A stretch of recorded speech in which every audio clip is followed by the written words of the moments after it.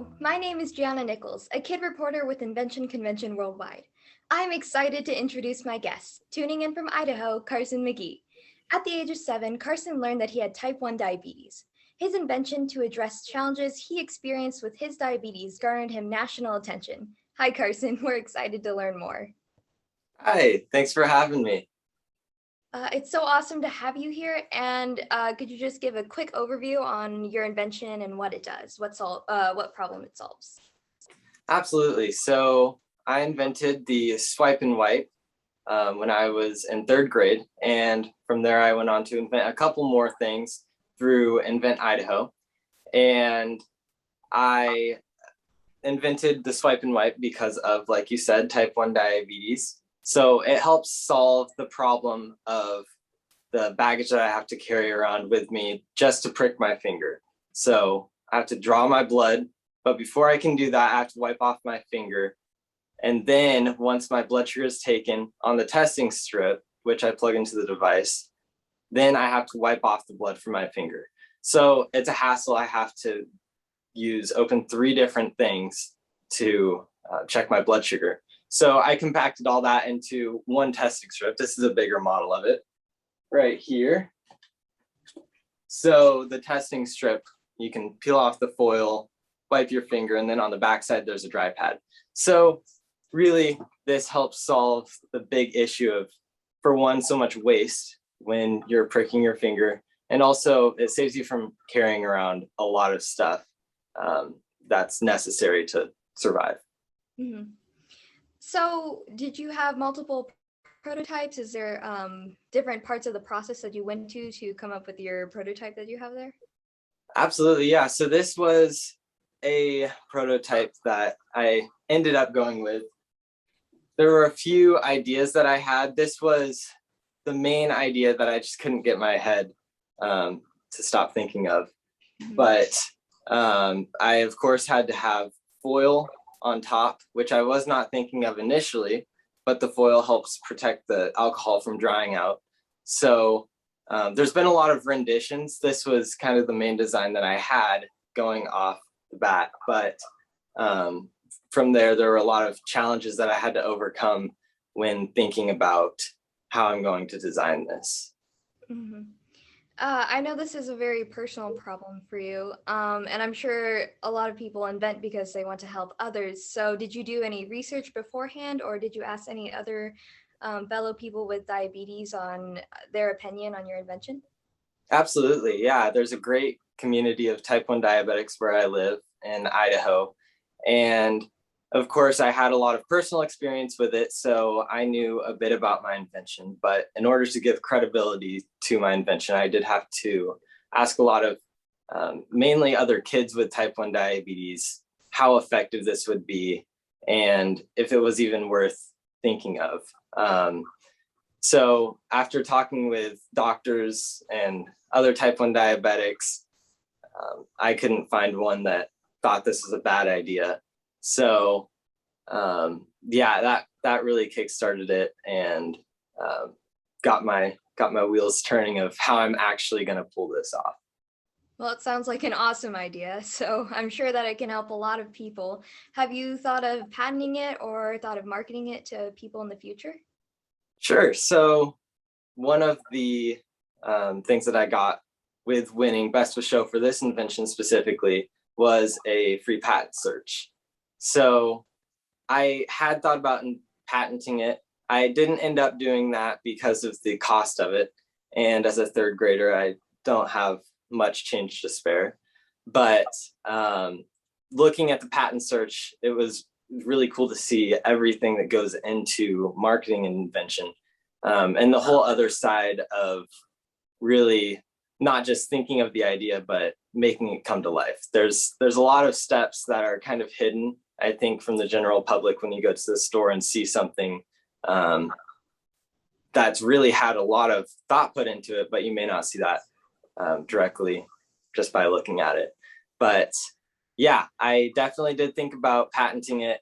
Really wanted to. The expense was, the biggest drawback. But honestly, if you have a really good idea and you think that it's something that would sell, then I think patenting is definitely the way to go.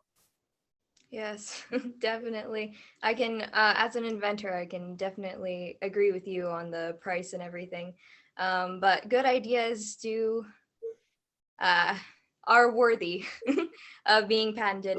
Um, I know that you started inventing when you were very young. Have you incorporated inventing further along in your life? I know that you're a lot older now. Absolutely, yeah. So after I won Best of Show with this product, I stuck with type 1 diabetes and thinking outside the box of how I can solve the problems that I have. Um, and so I ended up inventing a blood sugar smartwatch, very similar in the adaptations category, and invented another device called Patches Pump. And with all three of those devices, I won first place or above. Um, and that really made me think, what other problems are there in the world, not just product wise, but um, you know, I guess mentally, that we have to overcome. So specifically sticking with type 1 diabetes, I went to the Walk to Cure Diabetes and I joined in that, and ended up through my inventions and the same thought process of solving a problem. I became the walk ambassador for JDRF, which is the Juvenile Diabetes Research Foundation, and got involved with the organization that helps find a cure for type 1 diabetes. Met a ton of great people through that. And from there, I went on, to local news stations and entered into a contest for a race car design contest that raised money for type 1 diabetes. And all of that came from the same thinking of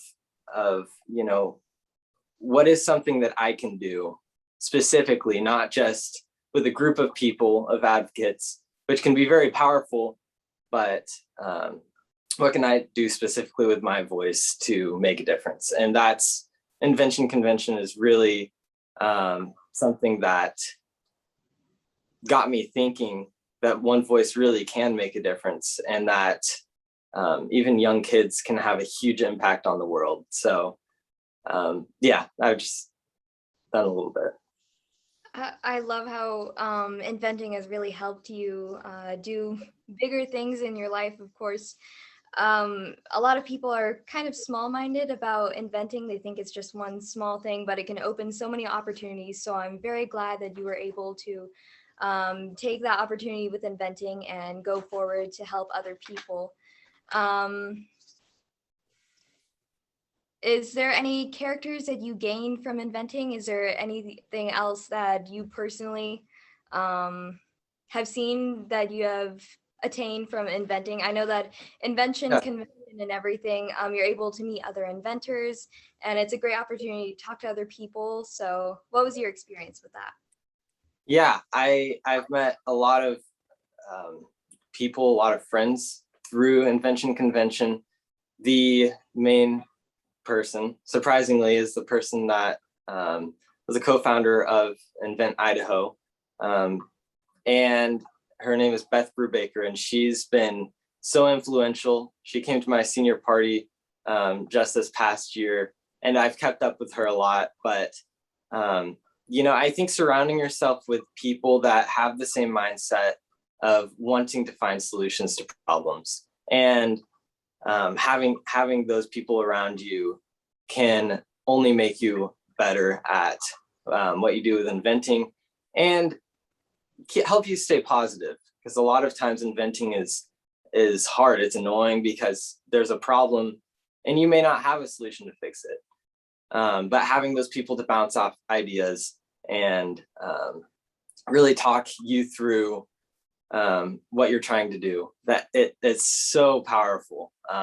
So I have met a lot of people through Invention Convention, and it's helped me grow personally and helped me grow my character of perseverance. Even with challenges with diabetes, it's a lot of times very hard. Some days are just, you just don't want to have it anymore. And having those people that surround you and keep encouraging you, there's really nothing like it. Yeah. I'm glad that you've built almost like an invention family. That's what I call it. And a big part of the invention process, I love talking about the invention process, is being able to bounce your ideas off of other people, which it seems that you were able to do with that. And what's your favorite part about the invention process? All of it. I don't have a great answer for that, but I think when you finally find a solution to the problem that you're trying to solve, it's such an endorphin rush. You get so excited and you know exactly how to solve it, and just having that mindset of you're the only person that has probably ever thought this idea. I think that's so cool. And then I think another step of it that is awesome to see is actually seeing like a prototype, or having a drawing and writing out all of the possible things that could go wrong and not finding one.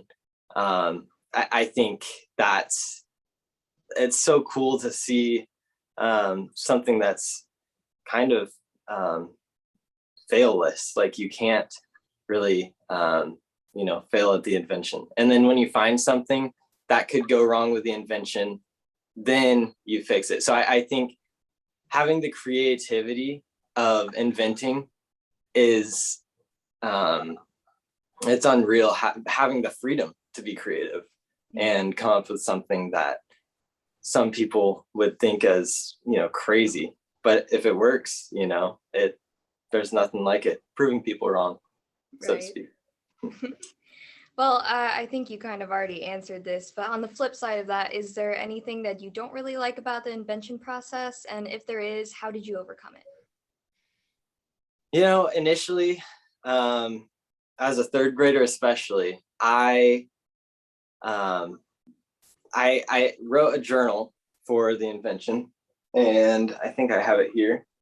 And this is the log of everything I did. And as a third grader, I mean, pages and pages of writing out testing and drawing diagrams.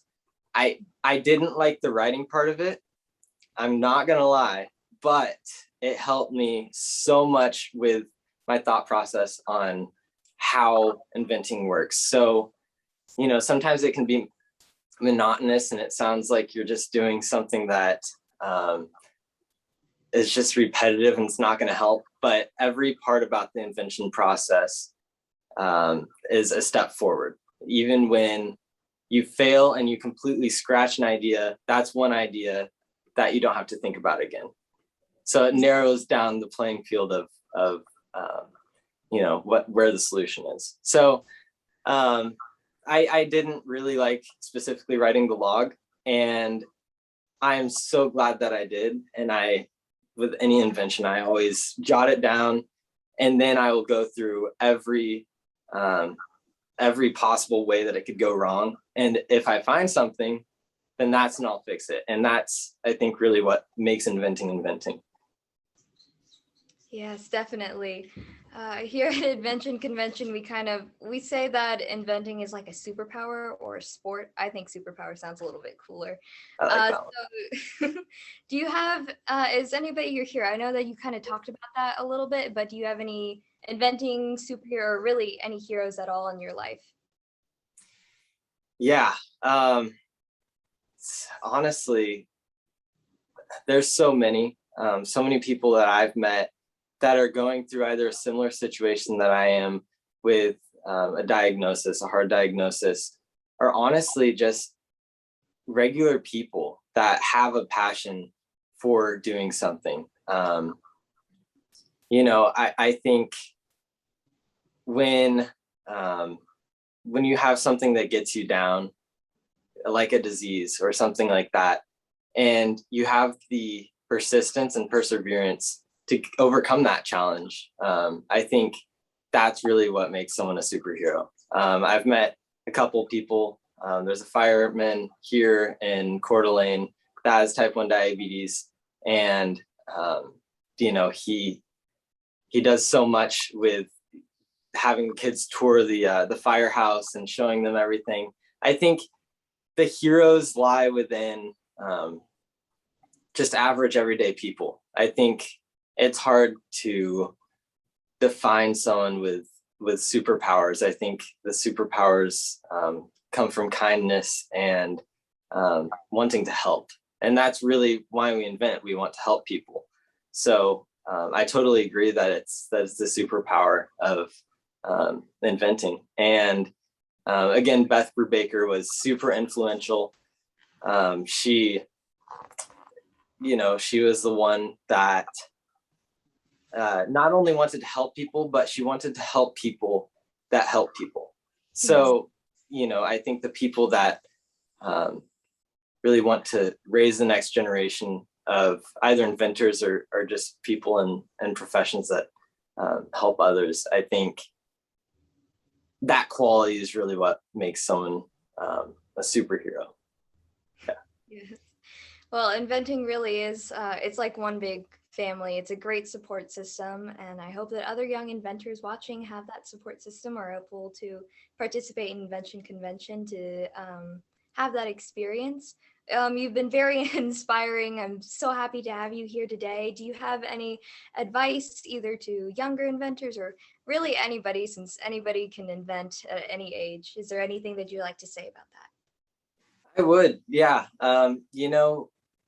I was young when I started inventing in third grade, and I've kept up with it through the years, even finding simple solutions to problems that maybe aren't specifically something that you can hold in your hand. But I would say if you find a problem in your everyday life, try to solve it.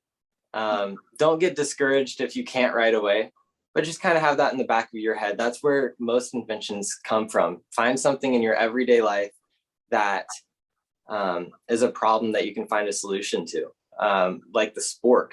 The spork is a great invention, but every household items, just a fork and a spoon, put the two together, and you have a great device. And it's so simple, but it's a genius idea. So you don't have to be some brainiac or a mathematician to come up with solutions. You just have to be creative and shoot for the stars. Awesome. Well, it was so lovely to have you here, and I'll certainly be thinking about that next time I'm discouraged or something when inventing or really in any part of your life. So thank you so much. Yeah, absolutely. Thanks for having me on. I'm glad there's so many young inventors that are excited about finding solutions. So thanks again. Definitely. Thank you.